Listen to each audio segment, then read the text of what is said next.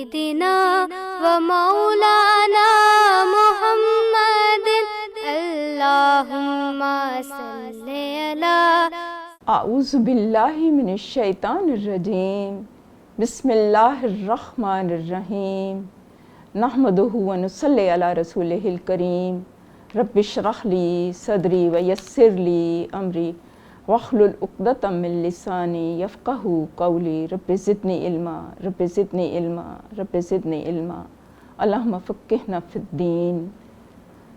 آپ صلی اللہ علیہ وسلم سے محبت اور اس کی علامتیں ہم یہ کر رہے تھے، تو اسی سلسلہ کلام کو آگے بڑھاتے ہیں۔ مخلوق میں سے کسی کے ساتھ نبی کریم صلی اللہ علیہ وسلم سے محبت کرنے پر وعید۔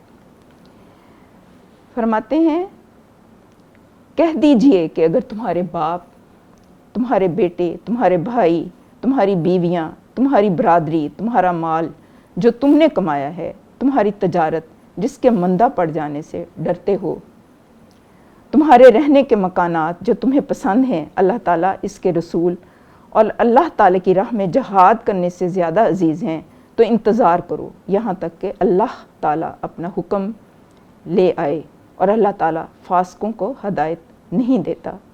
یہ قرآن پاک میں اللہ تعالیٰ نے کچھ محبتیں، کچھ رشتے اور کچھ چیزیں اللہ تعالیٰ نے گنوائی ہیں، اور یہ رشتے اور یہ چیزیں ایک طرف، اور دوسری طرف اللہ اور اس کے رسول صلی اللہ علیہ وسلم، ان کی محبت اور جہاد، یہ دراصل ایک ترازو کے دو پلڑوں میں اگر رکھ دی جائے، یہ دنیاوی محبتیں اور آپ صلی اللہ علیہ وسلم اللہ کی محبت اور جہاد، تو یہ دیکھنا ہے کہ انسان اس میں سے کیا اس کی ترجیح اول ہے، یہ دیکھنے کی بات ہے۔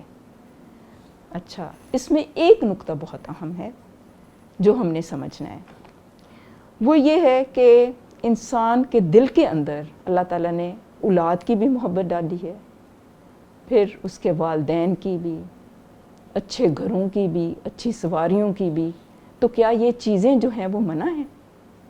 سوال پیدا ہوتا ہے نا۔ بات یہ ہے کہ یہ منع نہیں ہے، یہ حد کے اندر رہتے ہوئے انسان جائز اور حلال کمائی سے یہ ساری چیزیں حاصل بھی کر سکتا ہے، اس کو مستفید بھی ہو سکتا ہے، لیکن یہ ترجیح اول نہ ہو، انسان کی زندگی کا مقصد و محور نہ ہو کہ انسان انہی چیزوں میں الجھ کر اللہ اور رسول صلی اللہ علیہ وسلم کے فرامین کو وہ فراموش کر دے۔ یہ نقطہ ہے کہ اس میں ترجیح اول اللہ اور اس کا رسول صلی اللہ علیہ وسلم ہو۔ ادروائز ان چیزوں کی محبت تو اللہ تعالیٰ نے خود ڈالی ہے، نبیوں نے بھی اپنے اولادوں کے ساتھ محبت کی ہے، اور انہوں نے اولاد کے لیے دعائیں کی ہیں۔ حضرت زکریا علیہ السلام نے بھی دعا کی تھی کہ اے اللہ مجھے پاکیزہ اولاد عطا فرما، تو وہ اولاد کیوں مانگتے تھے؟ پاکیزہ اولاد مانگتے تھے، اور وہ اولاد کیوں مانگتے تھے؟ تاکہ وہ ان کے مشن میں ان کا ساتھ دے، وہ اس لیے اولاد مانگتے تھے۔ وہ تفاخر کے لیے یا فخر جتانے کے لیے ان چیزوں کو طلب نہیں کرتے تھے، بلکہ انہوں نے وسائل اگر اللہ تعالیٰ نے انہیں دیے تو ان وسائل کو وہ اللہ تعالیٰ کے راستے میں لگاتے تھے۔ یہ فرق ہے، اور اس فرق کو دیکھنا ہے کہ ان محبتوں کو اللہ اور رسول پاک صلی اللہ علیہ وسلم کی محبت کے اوپر نہیں آنے دینا، ادروائز یہ اپنی جگہ جائز ہیں۔ یہ نقطہ بہت اہم ہے۔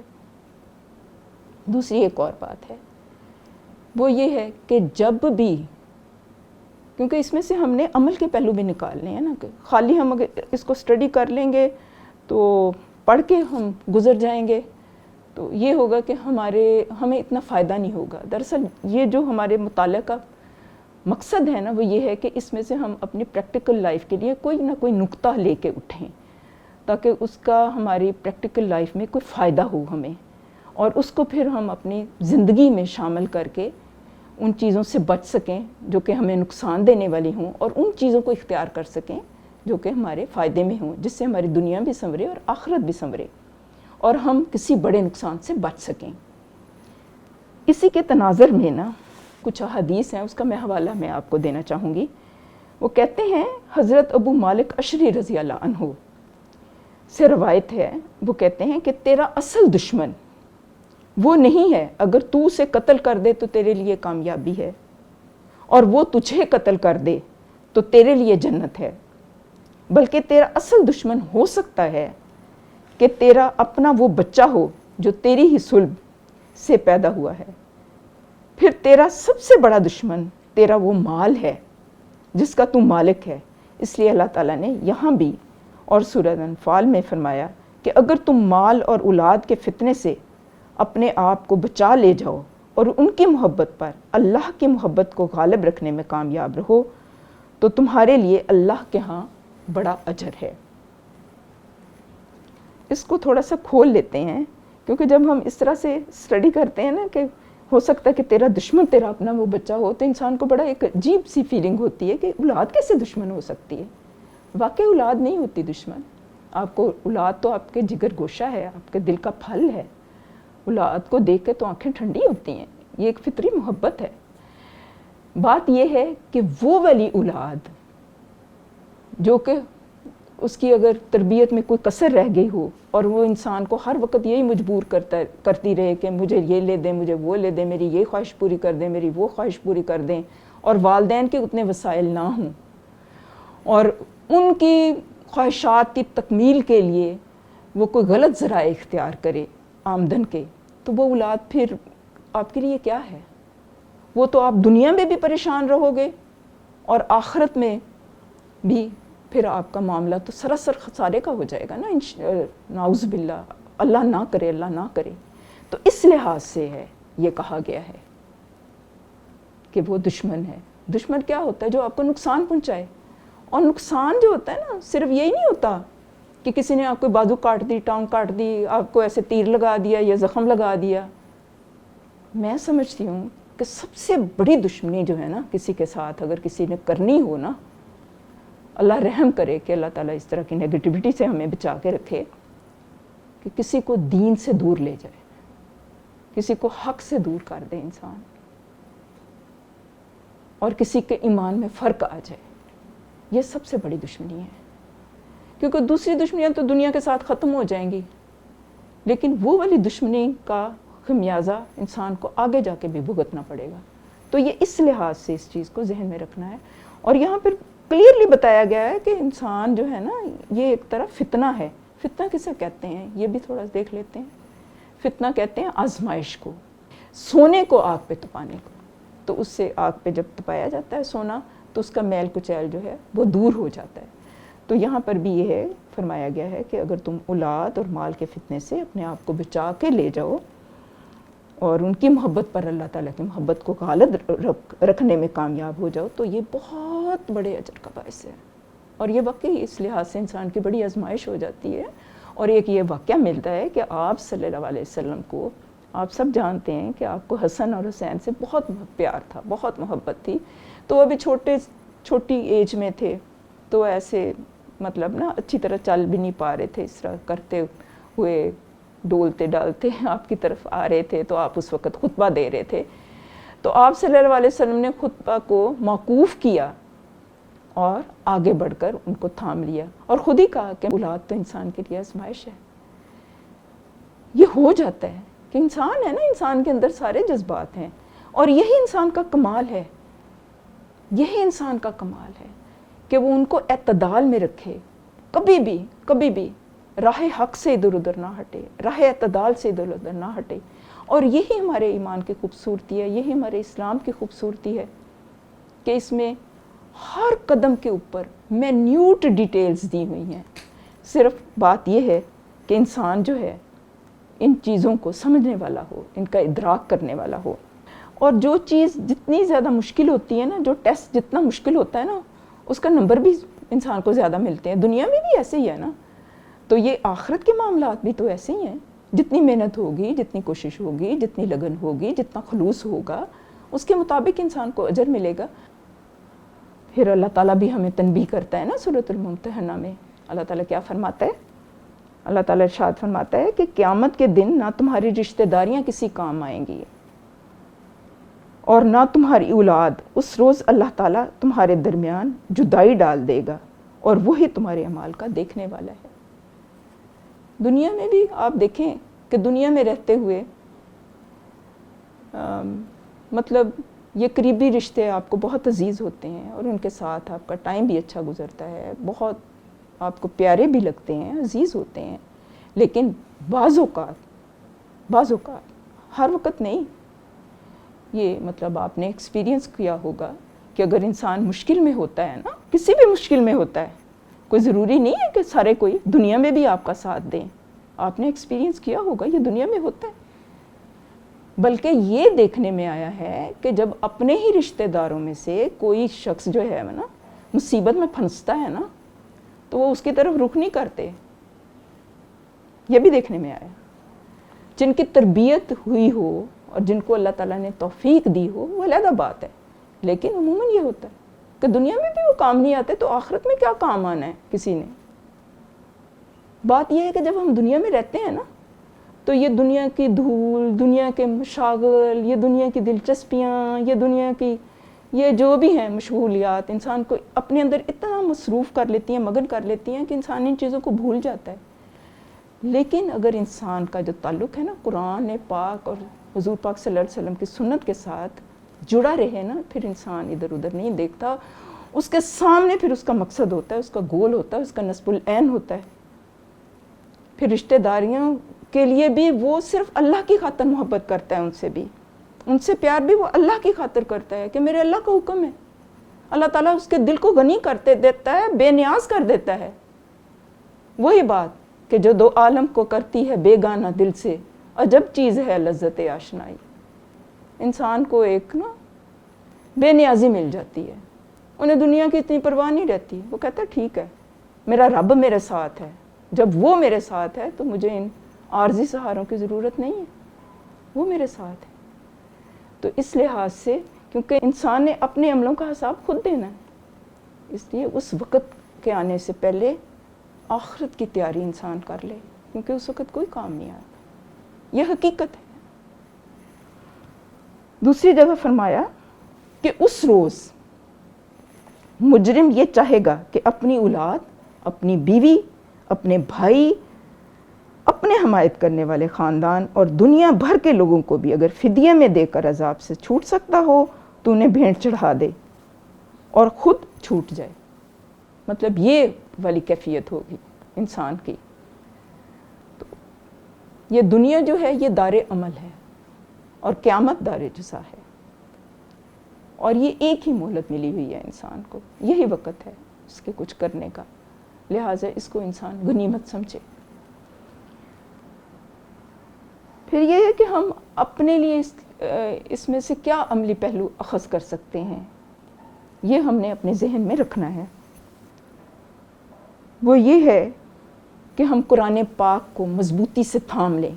اللہ تعالیٰ فرماتے ہیں نا کہ قرآن پاک کو مضبوطی کے ساتھ پکڑے رکھو. اس سے مراد یہ ہے کہ قرآن پاک کو سمجھ کے پڑھو، اس کی تلاوت کرو، اس کے مطابق اپنی زندگیوں کو ڈھالو تو یہ تمہیں فائدہ دے گا. اور اس کے ساتھ آپ صلی اللہ علیہ وسلم کی سنت کی پیروی کرنا کہ آپ صلی اللہ علیہ وسلم خوشی میں کیا کرتے تھے، غمی میں کیا کرتے تھے، آپ کے کیا انداز تھے زندگی کے بارے میں، وہ بھی ساتھ ساتھ ہم نے دیکھنا ہے. پھر یہ ہے کہ تقویٰ کا رویہ اختیار کرنا ہے، گناہوں سے بچنا ہے، نیکیوں کی طرف آگے جانا ہے. تقویٰ یہی کہتے ہیں نا، پرہیزگاری کو کہتے ہیں. ڈر ڈر کے بچ بچ کے زندگی گزارنا کہ کہیں میرے محبوب حقیقی کی نظر کرم میں فرق نہ آ جائے، کہیں وہ ناراض نہ ہو جائے، یہ والا رویہ اپنانا. تو یہ ساری چیزیں ہم نے اپنی زندگی میں شامل کرنی ہے پریکٹیکلی بھی.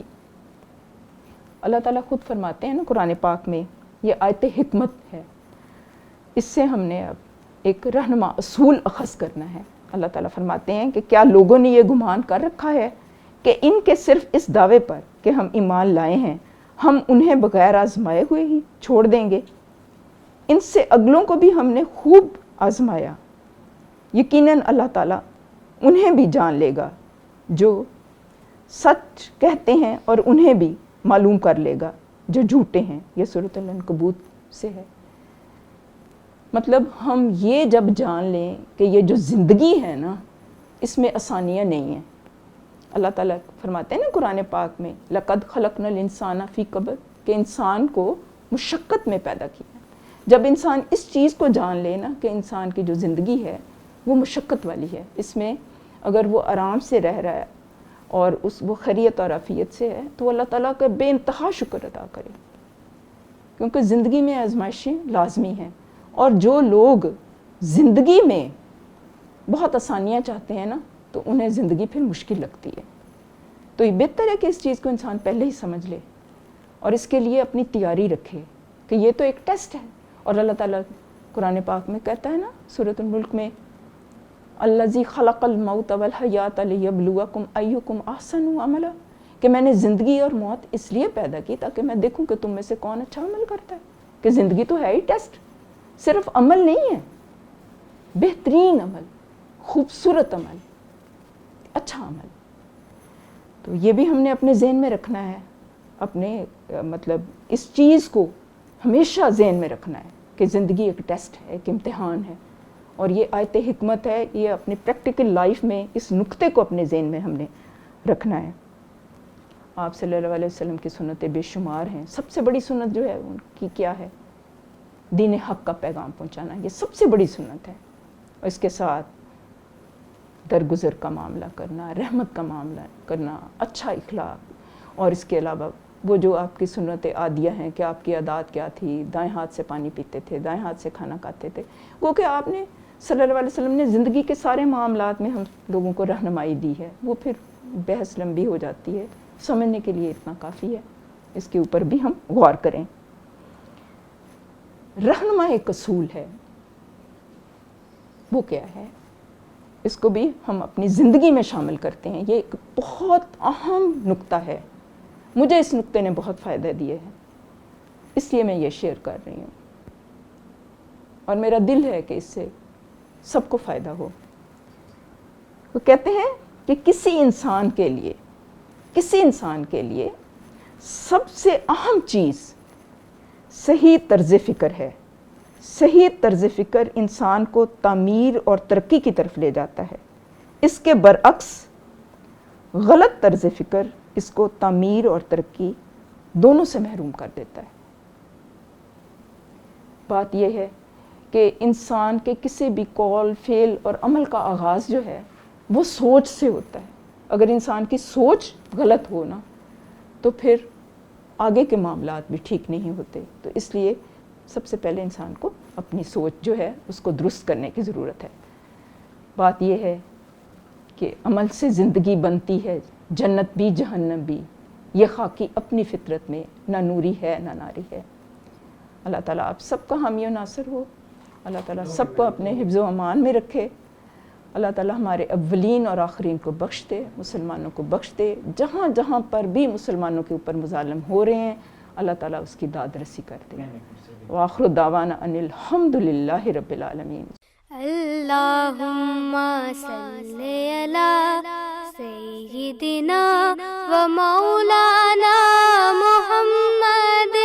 اللہم صلی علی سیدنا و مولانا محمد وعلی آلہ وعلی آلہ وصحبہ وبارک وسلم.